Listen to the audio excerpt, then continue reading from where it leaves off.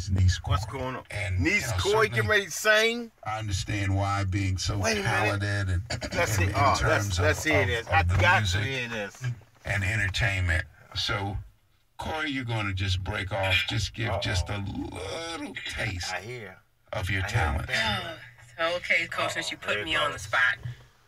Earlier this week, I had a wonderful opportunity to sing with the Brooklyn Philharmonic. So people know I'm classically trained as well as doing other styles of music. So we had a Christmas concert, and we did a spiritual in classical form called Mary Had a Baby. So I'll give you a little bit of that this morning because I'm a little tight. But the whole line of it. Okay, here we go. Mary had a baby. Mary had a baby. Oh, Mary had a baby. Mary had a baby. My Lord. So that's just fantastic. One thing. Bravo. But I don't know. That would be considered what, classical? It's a spiritual in classical form. Yes. So listeners, I'm still warming up, thanks to Coach. But my grandmother's listening. This is one of her favorite songs, and it's actually, one of my favorite worship songs by Miss Tasha Cobbs called "For Your Glory." And every day I think about God's goodness, and I just want to do His will. So. Yes. One more. Lord, if I find favor in your sight, Lord, please hear my heart cry. I'm desperately waiting to be where you are. Across the hottest desert and travel near or far for your glory. I will do anything. Oh, yeah. Just to see you, to behold you as my King. For your glory.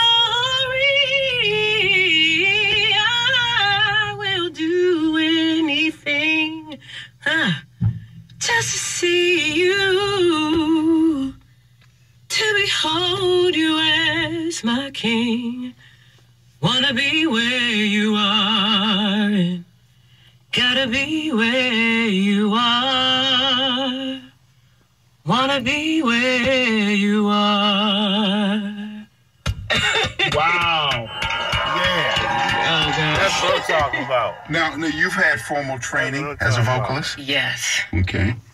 And who are who are, I should say, your models or inspirations? When I hear you, I think of, from a classical standpoint, the great Leontyne Price. Yes, Leontyne Price, Marian Anderson. Yes, Marian Anderson, yeah. One of my heroes, who I actually had a chance to meet this past summer at the 40th anniversary of the Broadway play The Wiz, was Miss Kathleen Battle. Okay, yeah. And it was like, and she was so sweet and so giving in her advice. But, my mom, bless her heart, she had a crazy catalog of music, like just, albums upon albums upon albums. And my mom, we had everything from the Rolling Stones to Aretha Franklin to, Beethoven in the house. And I would just immerse myself in my mother's albums. Yes, folks, we had vinyl in the house. Yeah. That's what's up. And so nothing about vinyl. I know a whole lot about vinyl. Hey, you talking to someone who DJs. Get it? Go Siv. See, she knows. So my mom, we would sit around the house and do a lot of singing. My mother had a beautiful soprano voice. And she told me about harmonizing before, I even knew what that term meant. And so, whenever anyone asked me where did I get my love for music from, it's just, my mom just having this array of music in the house and never stifling me from, Wow, you know, that was some nice, people, don't touch boy. my records or don't touch my That record was player. nice, My mother boy. just say, you know, go have at it, have a good time. And, you know, so anyone from Minnie Riperton to Anita Baker to Patti LaBelle. And my favorite today, oh my gosh, is Layla Hathaway. So, you know, Stevie Wonder, Michael Jackson. There's so many things I had growing up. So, What advice would you give to maybe some of the younger listeners, especially younger ladies who aspire to be a vocalist? I'd say number one, first and foremost, is just to believe in yourself. You know, you're gonna Believe in yourself.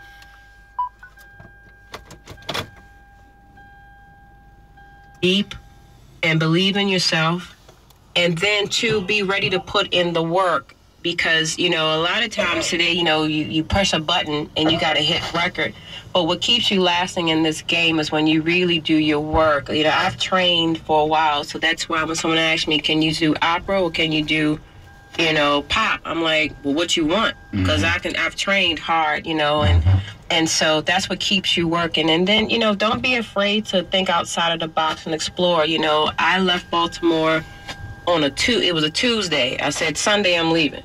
I went to New York, lived at the YMCA on 135th Street for 3 months because I had nowhere to go. But I truly believed in what God had given me, and I also understand that, you know, my gift is not for me, but to be of service to people. And also remember that, too, when you're whatever gifts you have, whether you're singing, whether you play sports, whether you're speaking, whatever you do, you know, remember that what you've been given is to be of service. And I'm telling you, what you will receive back is be to 100-fold. I can't, all of the opportunities and places I've been and people I've met, tours and, you know, singing with my first big gig. Places and people such as, you know, we name drop open this show. Oh, what? My very first professional gig ever was singing background for Gwen Stefani on Saturday Night Live. Wow, okay. And then I happen to work with Pink. I've worked with Kanye West, Pharrell Williams.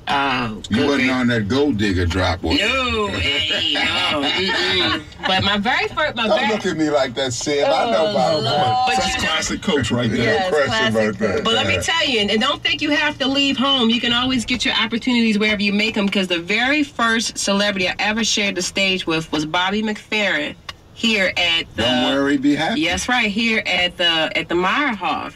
And so I was in the 4th grade, and I was called out of the audience, and I was, you know, so... You know, you just never know, but you Man, make did it. your uncle hook that up for you? No, you know what? My uncle didn't even know. That sounds like that. That sounds like a hookup right there. No. Worth it, but a hookup. No, my uncle didn't even. He was shocked when we what was that? Something at the center stage. They had a jazz concert with Brother Bilal Ali and Marcus Mitchell, who's a well-known saxophone player in the DMV area, Right. including Baltimore. Outside of Baltimore. Yeah, he called me out of the audience, and he and I did something on stage in LY. I was like, what? You know, I'm training you to be a politician, and you up in there in New York singing. I didn't even know. So that was a fun time. Yeah. Okay. That's what's up right there. And where will you be appearing? Yeah. In the future, 2016. Well, right now I'm working on my EP because I'm going to Germany in May, and they need to start promoting me. So they say, "Where's your music?" So I've got I was blessed to be picked to do a Whitney Houston tribute concert in Leipzig, Germany, right outside of Berlin. So we're going to Berlin, we're going to London. The old folks used to call them one-nighters. You're doing a series of one-nighters. Huh? Yeah, so I'm going to be over there for 5 weeks, and then I have a couple of gigs in the London area at the Jazz Cafe over there. And a few things, you know, I'm also doing a show in New York, but that's not that I'm putting together in March. So, you know, so. Once you complete your EP, you know you're going to have to bring it through. Absolutely. You'll have to come down and talk to us, and, you know, we got to play the music. Well, I'm impressed. You know, and I'm sure our executive producer wouldn't mind playing a little bit of Corey Robinson on the air. No question. I like to thank y'all for putting me on the spot this morning. I wasn't warmed up. We got to show our love for folks. One of our own. A good coach would never put a player in a position where he or she cannot succeed. Yeah. And Okay. I knew you would do well. Yeah. That's what's up. And, you know, plus, you know, we did videotape it, so Yeah, yeah. Oh, Lord, It's going viral. it's going to go about this. No. This This is going viral. Yeah. So that's big. That's big shout out to Corey right there. All right. So how are you traveling? Are you doing it by hoverboard?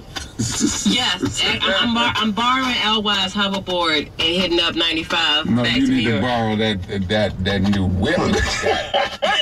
Now, I'm still trying to find out the brand, but for what I was told, it looks like a rocket ship. Yeah. And he's still trying to manipulate and maneuver all of the gadgets inside of the new whip. You know that is a hip hop slang though, Coach. What's that? The spaceship. Is it? Yeah, for a car. Oh, okay. Yeah, so you know. From shorts to spaceships. Right, when it's just a spaceship, that's one of them joints you sitting in the back, you just leaning real hard. With some AC. With some AC. With some Outkast playing. Lean back.